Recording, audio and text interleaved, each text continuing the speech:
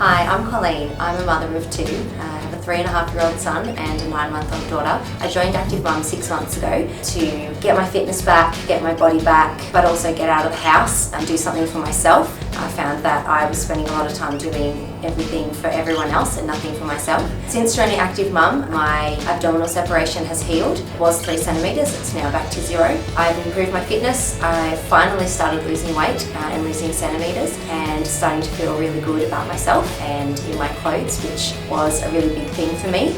What I love about Active Mum is the support that you get from the trainers, but also from the other mums around you. They've either all been there and done that, or they're in and enjoying the ride with you, or they're about to jump on the bandwagon as well. So it's really good just having that community around you to be able to share the really hard times, enjoy the really good times, and just have another ear to talk to and a shoulder to lean on when you really need it. I've never left a class feeling worse than what I came in, so that's really a testament to the trainers and the other members here at Active Mum.